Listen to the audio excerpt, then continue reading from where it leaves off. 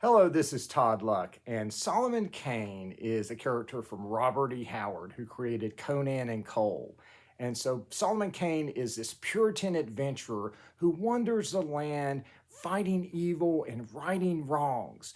And so it's appropriate that his travels would finally bring him to address one of the greatest injustices of all, that he's not in his own comic. This is a review of Solomon Kane, The Serpent Ring, #1 from Titan Comics. This is the first issue in a 4-issue miniseries, and it's out right now at comic retailers. It's available digitally on Amazon, and it will be collected in trade paperback eventually. This is by Patch Searcher, who did the phenomenal Solomon Kane backup stories in the black and white magazine Savage Sword of Conan, which Titan is also putting out. And this is the first time we're going to see his work on Solomon Kane in color. This miniseries is supposed to tie into the events of the ongoing Conan the Barbarian series from Titan Comics, but it will stand on its own. Conan and Solomon Kane are, of course, separated by millennia of time. You know, Conan is in his own fictional time period that happens before recorded history, and Solomon Kane is in historic times. And so starting with the cover by the great J.H. Williams III, I don't have to tell you, this looks beautiful. The pencils on this are a knockout. Solomon Kane is very well rendered, very realistic, very gritty looking, and I love the cover here. It's symbolic, but it is absolutely tied to the story within this miniseries. I think the only thing that I might haggle over is the background. It does have a weirdly flat look to it as far as the color goes. It looks like he's standing in front of a giant canvas someone just splashed some paint on, but I will say it really stands out. It's a very unique looking cover, and it just jumps out at you when you look at it on the shelf.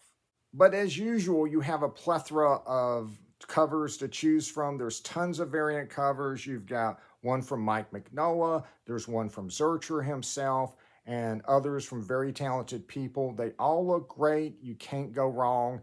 My comic shop actually had a pile of them on the shelf with different options for the covers. It was kind of a Sophie's choice, and I just ended up going with the regular cover, but whatever you choose, you should get a pretty nice looking comic. So the comic begins with this map of Africa and a little summary of who Solomon Kane is. And it's a very nice touch. In the Conan titles, they actually begin with a map of Conan's time, which of course is a completely fictional made-up place.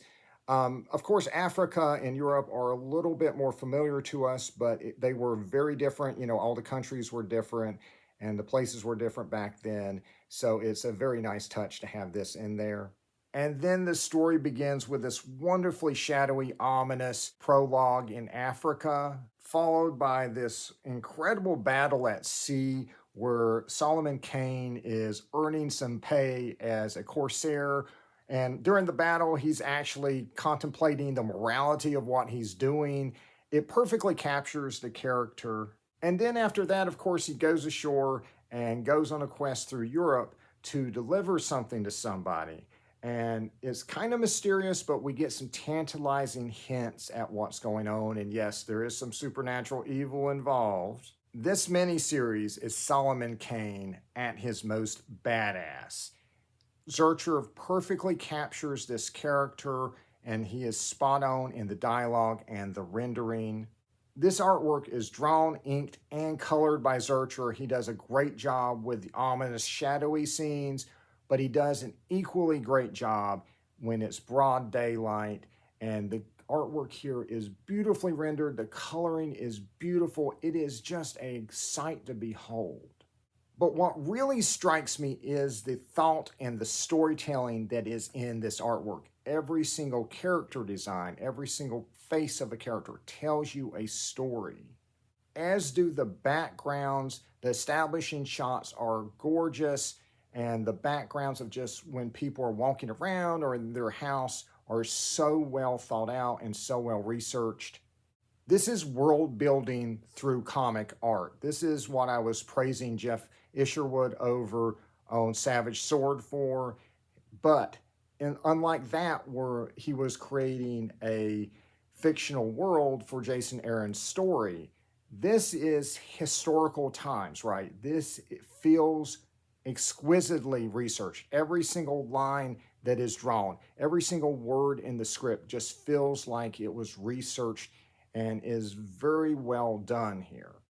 Yes, there are historical terms that are used, there are historical situations that are in here, but Zurcher always gives the reader enough context to infer what is going on and what is being said. I was never lost, I never had to look up anything. The way it was able to do all that really reminded me of The Land That Time Forgot, Fortress Primeval from Mike Wolfer, which I'm currently reading for review. And so if you enjoy the historical aspect of this miniseries, you're probably going to enjoy this novel. Plus, it's got dinosaurs.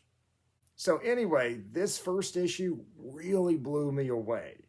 The storytelling in here is phenomenal. There are very few times I see a comic book this well researched and this well executed that can just pull you into its world, and it's just phenomenal. I recommend this not just for Solomon Kane fans, not just for Robert E. Howard fans, but if you are a fan of comic books in general, this is how you do a comic book. For those who aren't familiar with the character, there is a nice body of work in comics of Solomon Kane, but it is also a small body of work. So it is very possible to get all of the comics and read them very easily. And so I'm going to do a separate video on that as a guide to all the Solomon Kane comics that you can get. And I'll be doing that in the next couple months, along with a review of the Solomon Kane movie.